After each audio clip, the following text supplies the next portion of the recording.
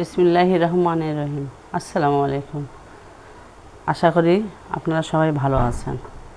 আজকে আমি ইলিশ ভাজা রান্নাঘরের পক্ষ থেকে আপনাদের যে রেসিপি নিয়ে আসছি তা হচ্ছে, প্রথমে আপনাদেরকে আমি দেখাবো নিহারি রান্না করা, ছাগলের পায়ের নিহারি এবং তার সাথে সর্ষে বেগুন। দেখেন, আমি আগে থেকে ভালো করে ধুয়ে নিয়ে যত ময় মশলা, লবণ, হলুদ, মরিচ, পেঁয়াজ যা যাবতীয় দেওয়া লাগে সব দিয়ে প্রেসারের মধ্যে 8-10টা সিজ দিয়ে সিদ্ধ করে রেখেছিলাম।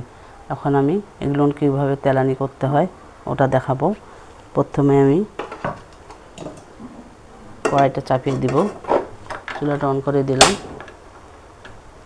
মানে আপনাদেরকে আমি সিদ্ধটা দেখাই নেই এর জন্য যে সিদ্ধটা তো কোনো ব্যাপার না, সব কিছু ধুয়ে একবারে পরিষ্কার করে নিয়ে সব কিছু ধুয়ে টুয়ে সব মশলা দিয়ে সিদ্ধ করে নিলেই হয়ে যাবে, ওর জন্য আমি দেখাই নেই।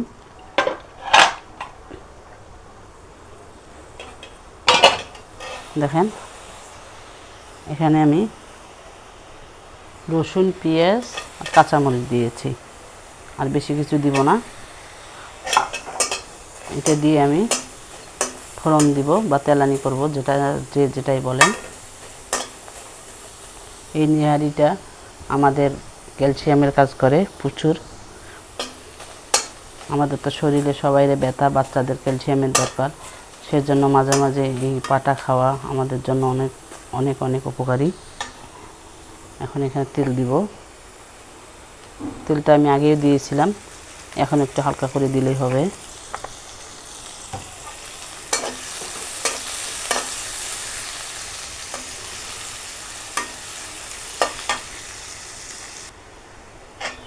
এখন হয়ে গেছে আমার।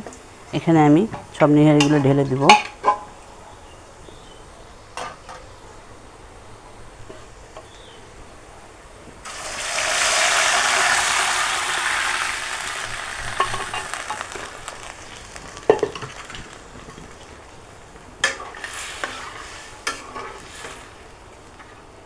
দেখেন, খুব সুন্দরভাবে সিদ্ধ করে নিয়েছিলাম আমি।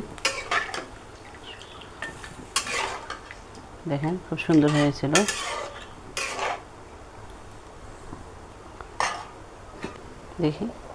দেখেন বলক আসছে। এখন কষিয়ে নিতে হবে।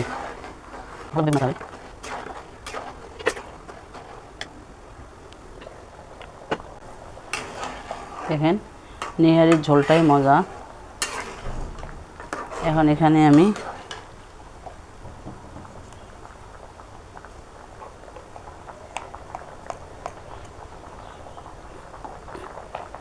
গরম মশলার গুঁড়া দিয়ে দিচ্ছি।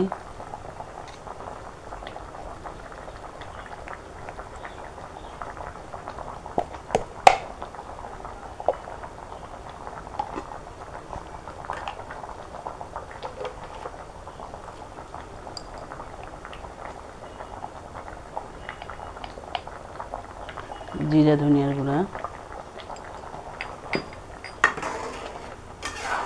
এখন একটু কষিয়ে নেব।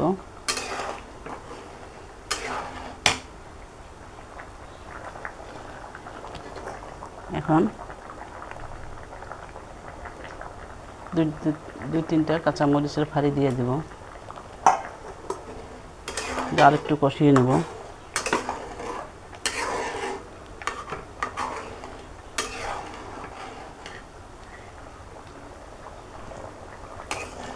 অনেকে দেখা যায় এই তরকারিটা একবারে রান্না করেন, কিন্তু আমি সব কিছু একবারে দিয়ে মশলাপাতি যা কিছু দিতে হবে, তেল লবণ সব দিয়ে আগে একটু সিদ্ধ করে নিই।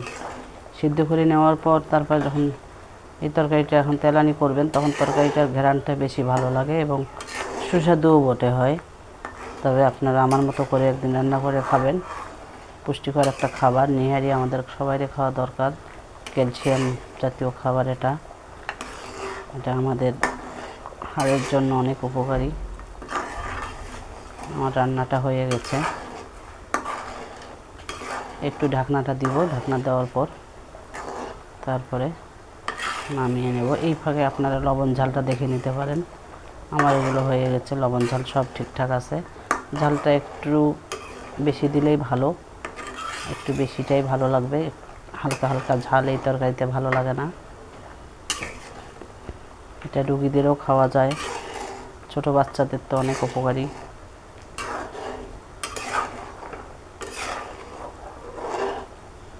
এখানে আমি একটু ঢাকনা দিব।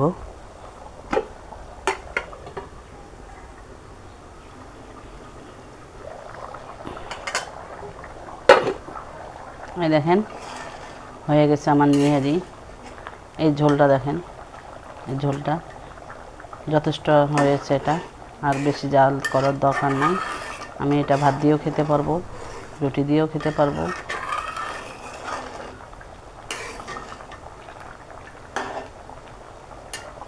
আমার নিহারি রান্না হয়ে গেছে। এখন আমি আপনাদের কাছ থেকে বিদায় নিব। আপনারা এতক্ষণ আমার পাশে থাকার জন্য আপনাদেরকে ধন্যবাদ। আপনারা সবাই আমার পাশে থাকবেন, আমার চ্যানেলটাকে লাইক করবেন, বেশি বেশি করে শেয়ার করবেন, আর প্লিজ প্লিজ প্লিজ আমার চ্যানেলটাকে সাবস্ক্রাইব করে দিবেন। সবাই ভালো থাকবেন। আসসালামু আলাইকুম, ফি আমানিল্লাহ। হয়ে গেছে, এখন আমি চুলাটা অফ করে দিব।